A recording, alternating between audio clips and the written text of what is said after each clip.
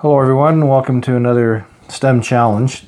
Today we are working on a kind of a game puzzle thing. It's called the, I'm not sure how it's pronounced, Mondrian, Mondrian. It's in the title anyway.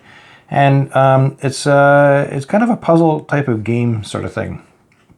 And what it is, let me move my paper over a little bit, is it involves a grid.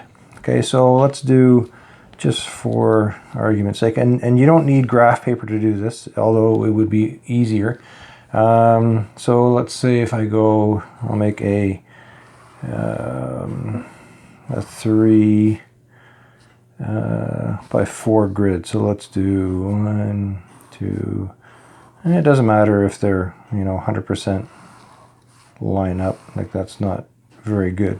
But anyway, you get the idea. And you need to break it down into sections. Okay, so we have 4 across, 3 down. So let's see, and when you break it down into sections, you can't duplicate the section. So for example, if I want to do let's do a 2 by 2.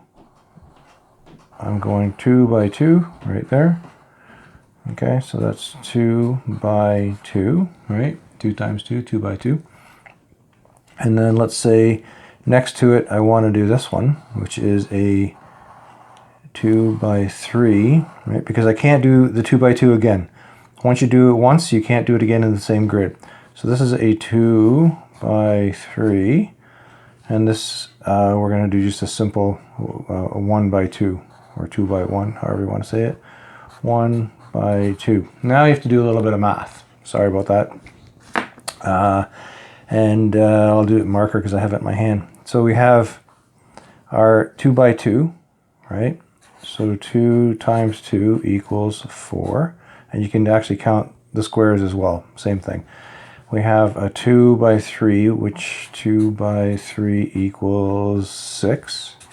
And we have a 1 by 2 equals 2.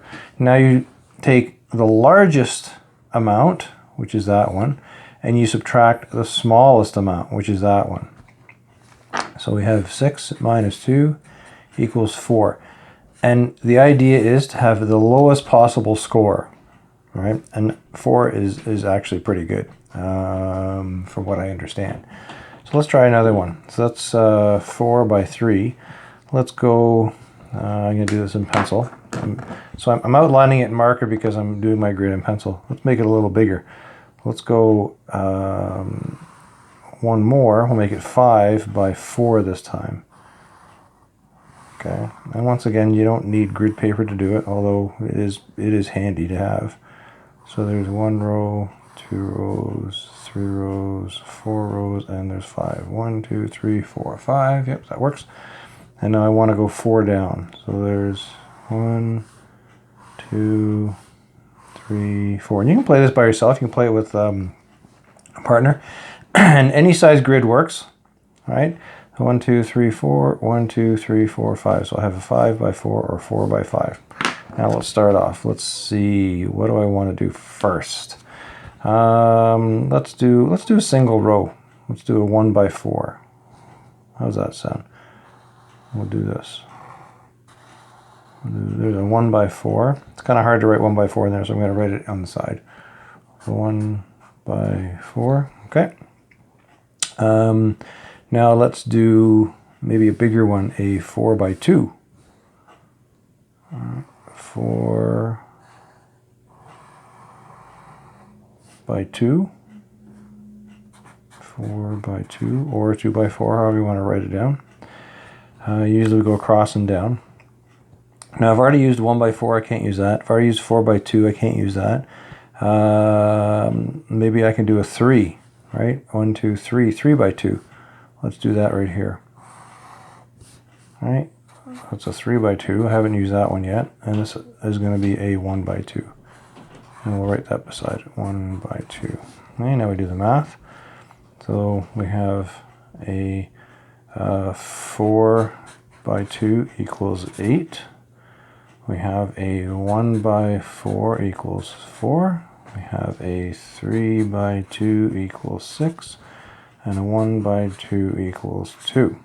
And once again, when you multiply them, you just count the squares. And here we have the largest, which is 8, minus the smallest, which is 2, equals 6. 6 is pretty good. So you want the lowest possible number, right? And you always have the highest area, or the greatest area, minus the smallest area, right? So here it was 4 by 2 minus 1 by 2, which is 2. And you can go grids that are 10 by 12. You can do, you know, as big as you want. You can keep making them bigger and bigger and bigger and bigger. And the idea is to have the smallest possible number, right? To do it. You can challenge somebody else to do it. This is a game you can actually do online as well with 2 friends. Okay, while you're at home. So that's the Mondrian puzzle, Mondrian game, and please give it a try and see how you do. And by all means, share it with us. Love to see what your scores are and how you chose your different grids. Okay, so thanks for tuning in, and we'll talk to you again.